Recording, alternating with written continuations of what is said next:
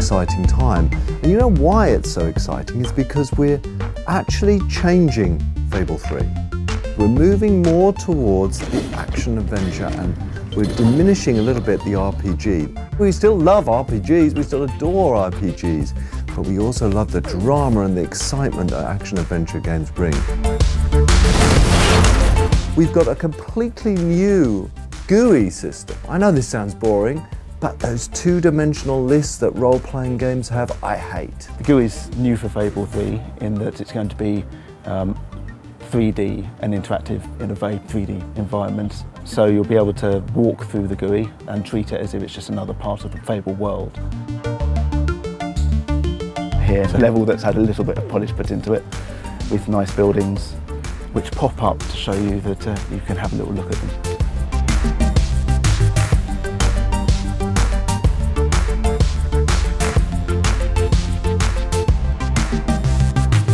I want dressing rooms where I can change my clothes. I want armories where I can craft my weapons. I want war rooms where I can strategize. You'll be able to walk into, for example, a clothing room. You'll see statues dressed up with all the clothing that you've collected, so you can see at a glance whether you think the trousers all look good on you, that kind of thing. And you can see here we've got some outfits that we've collected during our time in the game. You'll be able to scroll through your different outfits to see what you've collected. And then just in real time I can just have a quick run around, see if I like it. One of the things about Fable is the humour. You know, people have said, oh, it's a British humour, it's a bit like Monty Python. So we were inspired by that, and so we went out there and we got the most iconic Monty Python character ever. John Cleese is one of the major players in Fable 3. Okay. Now I've got some strange man in here who's moving around. I played Jasper, who is the butler at the Royal Palace, and he was originally butler to the king who's gone all wrong, the naughty one. And now he is the great and faithful and loyal attendant on the young fellow who's going to become the hero, or the young girl who's going to become the heroine. The bottom half of your chicken suit has arrived, and I've prepared it for you. Yes, this is exactly the sort of future I imagined for myself when I got into butling. He's a little formal because he's an old-fashioned British-style butler, but the warmth and the emotional identification with the hero or heroine is very strong. Ah, a new mask. You'd be completely anonymous wearing this on your face. Wear it anywhere else on your person, I expect you would achieve exactly the opposite effect. Your butler will be very unique to you. He's recording more lines than almost anyone else in the cast because of that. After that, you are to continue your combat training with Sir Walter.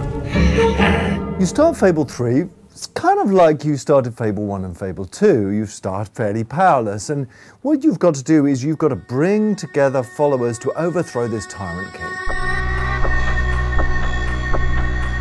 On your journey to overthrowing that king, you're going to make people promises. And I love the relevance to today, because what you'll find is the promises you make are going to have to be fulfilled. But just like presidents and prime ministers in today's world, it's so hard to keep those promises. The trouble with most leaders is that ultimately they just want to be in charge. And they may cover it up under the feeling that they want to do good or make these changes, but basically they just like being top dog. And then about halfway through the game, you become king or queen. You rule Albion. It's that feeling of power, of dominance. You know, we've all asked ourselves this question, well, if I was in control, I would change this. Well, now with Fable 3, you have that choice. As I play through Fable, sure enough, the experience is what the Fable fans will love, absolutely.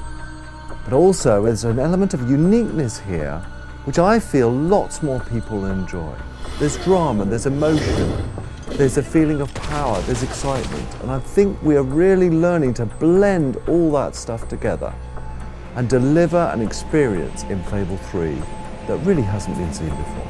And so you have gathered every last piece of the lady's pyjamas. Gosh, that would make an excellent closing line for a novel, wouldn't it?